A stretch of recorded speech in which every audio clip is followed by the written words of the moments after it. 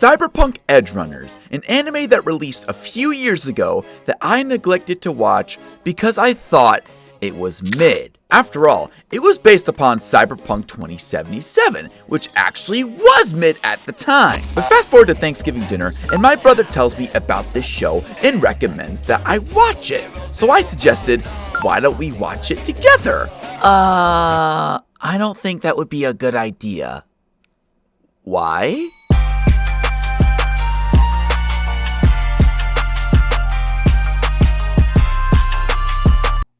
Oh, that's why.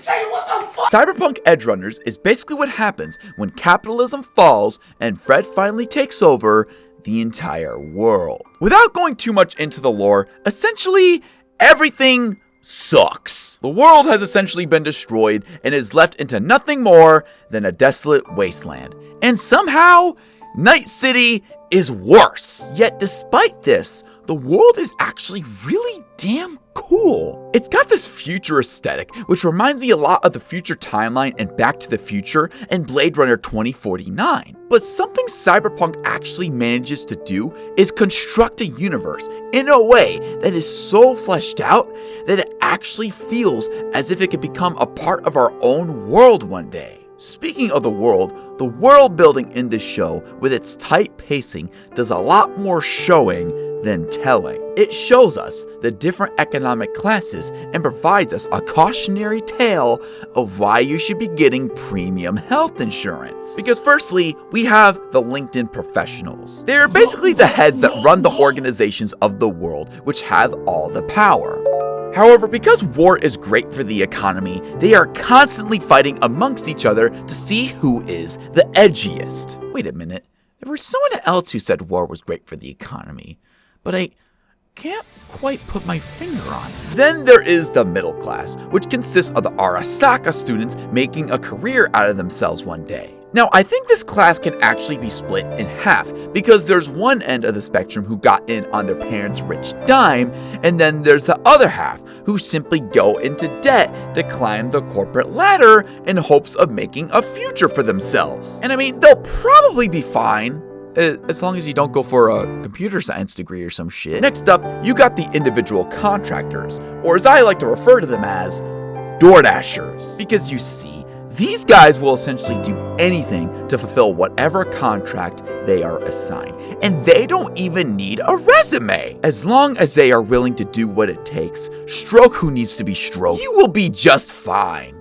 For probably 3 months, but that comes later. But getting into the actual story of Cyberpunk Edgerunners itself, we are basically following our boy, David Martinez, an aspiring corporate ladder climber to fulfill his mother's dream, who, by the way, is an EMT working just hard enough in order to make ends meet. Unfortunately, rather than just installing the latest Windows update on his computer, David decides to try and reboot Windows 7, the superior version of Windows. But this doesn't work very well, obviously, because Windows 7 doesn't even have AI ads. So he gets called to the principal's office with his mom, and for some reason they want David's mom to pay for the multi-million-dollar system that he broke? Okay, look, first of all, if your system is so dog shit that some random kid can break it by using some outdated software, I think that's just a skill issue. Honestly, you should probably be thanking David for being able to find such an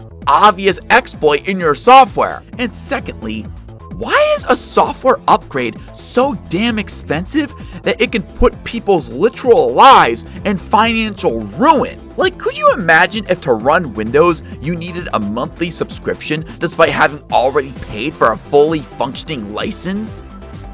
Wait a minute. So on their awkward drive back from school, David and his mother get into a clash with some street thugs. And instead of hitting the brakes to stay out of their line of fire or accelerating the gas to stay out of their line of fire, David's mom instead decides to hover her foot over the gas pedal just right so that they could keep damaging their Chevy Trax. So they end up in an accident. And because they don't have premium health insurance, the trauma team just kinda leaves them there. And don't worry, because it only gets worse. Because David's mom is now in the hospital getting treatment, and supposedly the surgery went well. But then like a day later, David learns that his mother passed away from being overused. How in the fuck? But if you've read up on the lore of the show, it is actually entirely possible that David's mom was actually doing fine, but her organs were harvested because they didn't have premium health insurance.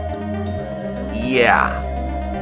This is episode 1, by the way. And while grieving his mother's death, David randomly discovers that his mom had a military-grade implant somehow. So you know what? Screw it. David gets plastic surgery to enlarge in his spinal cord so that he doesn't get his back blown out. Then he uses it to beat the absolute shit out of the rich kung fu prick from his school, who, by the way, beat his ass earlier because he had no cyber enhancements. And then shortly after this, David meets Lucy. Definitely not 50% of the reason people decide to watch the show, by the way, who basically recruits him after he shows off his Bitcoin rug-pulling abilities. But he ends up passing the fuck out for Master Roshi Bloodnose loss because the Strokefistan is just too much for him to handle. So he wakes up in the doc's office, who basically warns David about the devastating consequences of pushing it too far. So taking this lesson into account, David graciously thanks the doctor for his advice and prevents the inevitable consequence of his actions.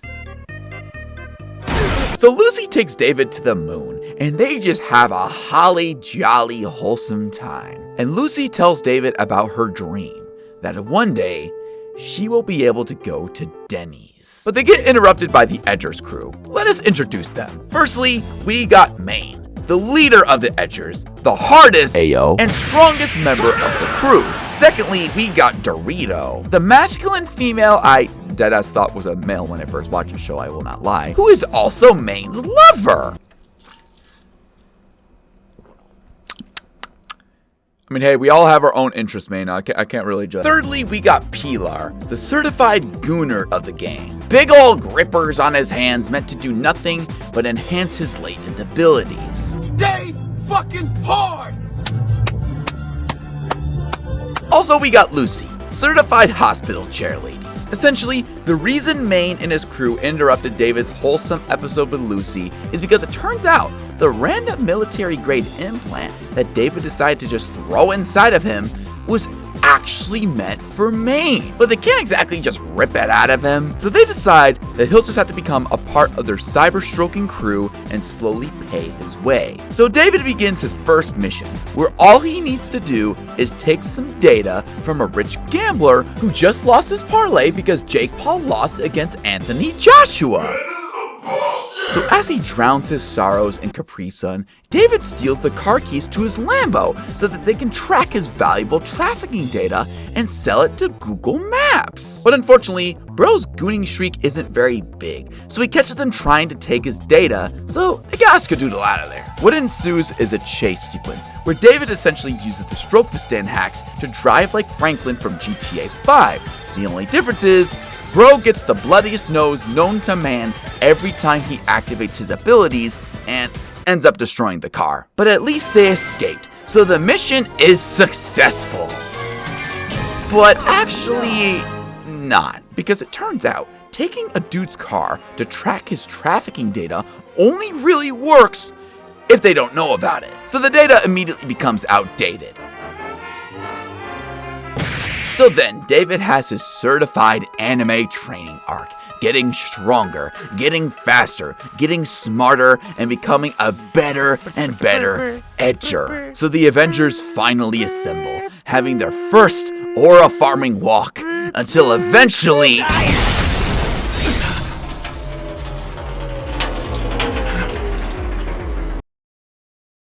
So after Pilar's death, they decide to mine for Bitcoin.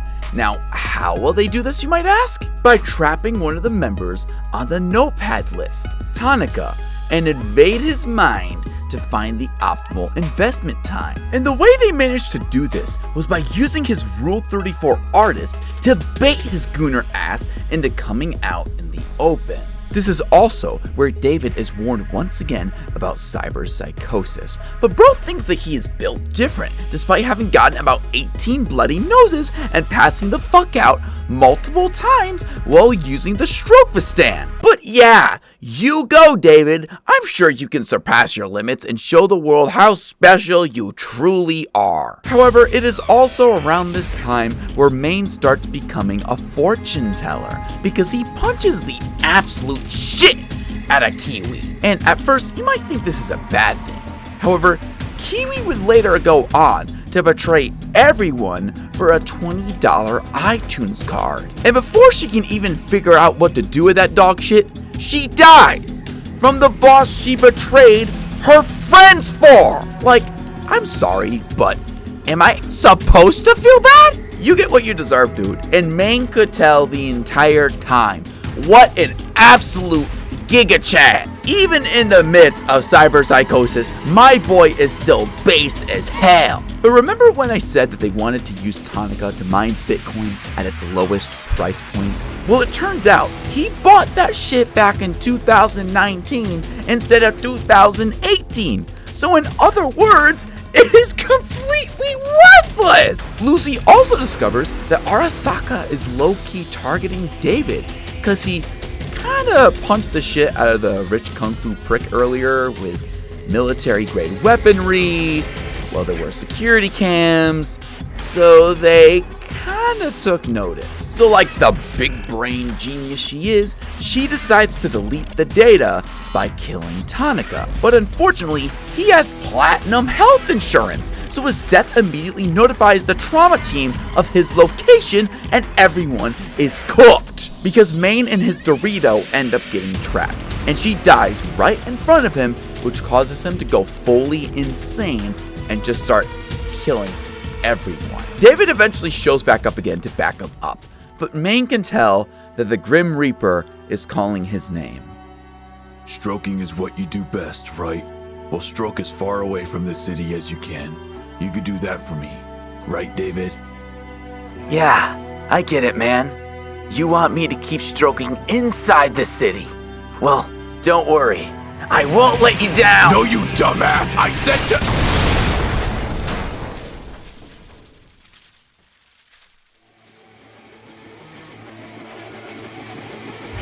Skipping forward a few months, David turns into David Lade after having the Yudro Hanma Pee-Pee training. No, seriously, where's this man's balls? Why are you staring at his junk? Also, are we just gonna ignore the fact that Maine just fucking died? Like, there's no grieving. There's hardly any mention of it. It's just kind of like, oh yeah, bro is cooked. Guess I need to take over the team now, eh? Look, my main problem with most anime comes down to the pacing, because oftentimes when you have a show that has hundreds of episodes, the pacing just tends to become so dog shit that I actually start hitting my head against a wall. Cyberpunk Edgerunners tends to have the opposite problem, given that for one, the show is about 10 episodes long, when I feel like it should have been at least like 12 to 15 to really flesh out some glossed over sequences. Like, the training montage is whatever, I guess. But Maine's death? Like, my bro was so based. He did not deserve to get done dirty like that. But anyway, this is around the time where David meets Gus from Breaking Bad, who essentially assigns him as the new main to take over the previous team's Bitcoin mining efforts. It is also around this time where we discover that David is making absolute bank to the point of being able to house himself and Lucy, and providing me with absolute censor hell, because this is totally relevant to the plot. But I also came to a realization because of this, because David's mom was working as an EMT, and was supposedly involved with Maine's crew in some way because she was trying to provide him with a Strophestan, which means that she would probably have been making quite a decent bit of money, right? Yet even with all of that, their family was still constantly one paycheck away from being in poverty. Now, I know that David is the leader of his crew now and has some bank, but we also know that Maine gave everyone their fair share, so I think it's likely to think that David's mom made a decent bit of dough as well. Plus, Maine was surprised that David's mom was always broke until he learned that she was paying for David to attend the Arasaka school. So basically what you're saying is that Arasaka is such an expensive school to the point that working as an EMT and working for Maine is just barely enough to keep them afloat? Like, oh my god! Well anyway, Lucy's backstory is revealed, where basically she was mining for people's data along with some friends so that Arasaka could become rich by making personalized advertisements. But unfortunately, Militech made Windows Defenders, which not only prevented them from accessing people's data, but also freaking killed them! Wow.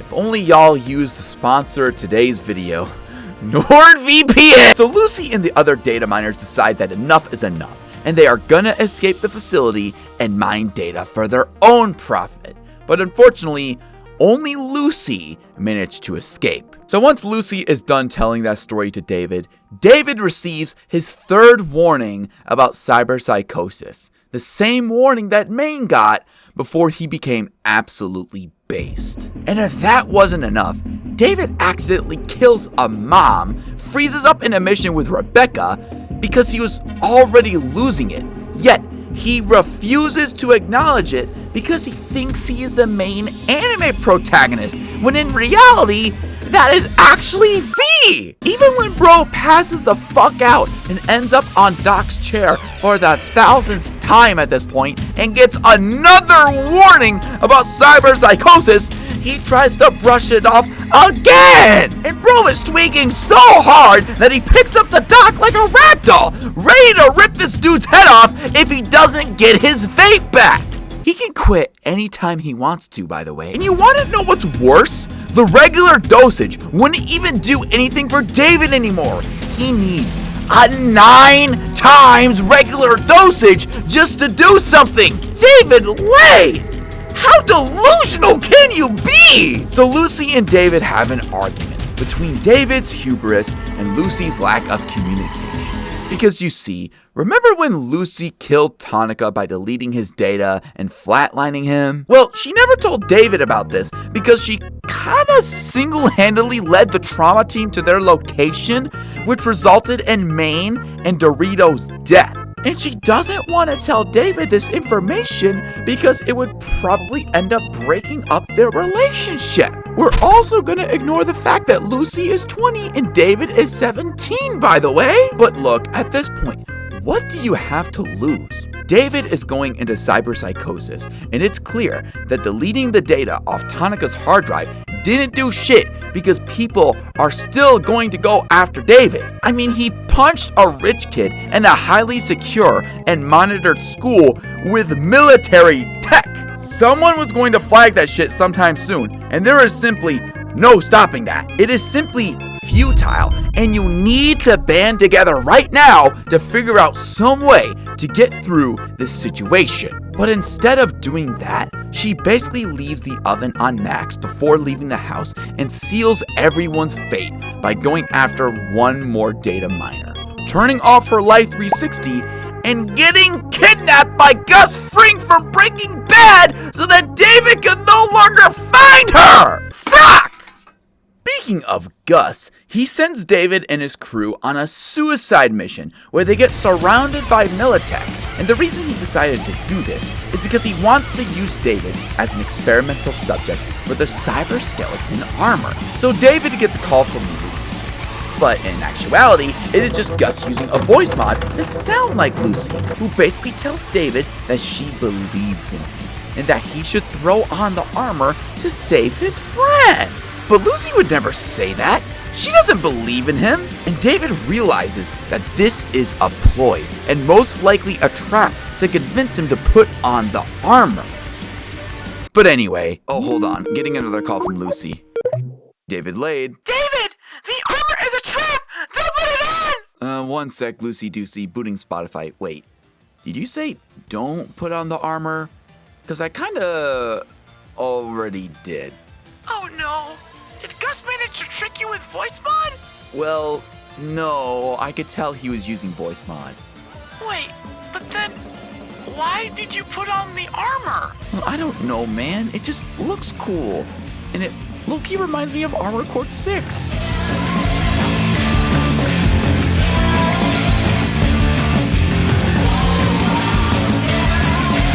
Oh, we're so fucked. It just so happens to be at the cost of accelerating David's cyber psychosis, and the 9 times dosage is even starting to barely do anything, because Blood is already losing it. So after a bit of fighting and somehow sending their car thousands of feet in the air to hit Gus's chicken transportation mobile, they end up in Arasaka's main base, where David Lade meets Adam Smasher, the easiest boss fight imaginable in Cyberpunk. But David gets briefly distracted, which causes him to get shot, which causes him to tweak out and activate the Strokefistan one last time, so that he can hightail it out of there. It is at this point that David is completely gone.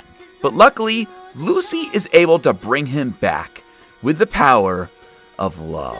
Lucy, I got you a free coupon to Denny's. I may not make it, but you can still achieve your dream. David, I don't care about Denny's anymore. I would have gone to McDonald's as long as it was with you. Oh. Well, shit. So the gang is finally back together. Probably the most wholesome moment in the entire series.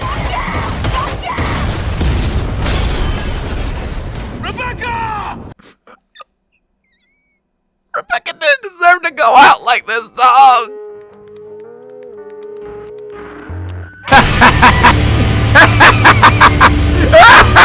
Well, now it is time for David to get vengeance for the death of Rebecca. But with everything David has been through and the experience he has accumulated, Adam Smasher stands no chance. Oh. Well, that ain't good. So, David fucking dies, and Lucy goes to the moon so that she can go to Denny's without David. Everyone died. Rebecca, Maine, David, Pilar, Dorito, no one cares about Kiwi. And the only person left standing is the one who caused all of it in the first place. I fucking hate this show.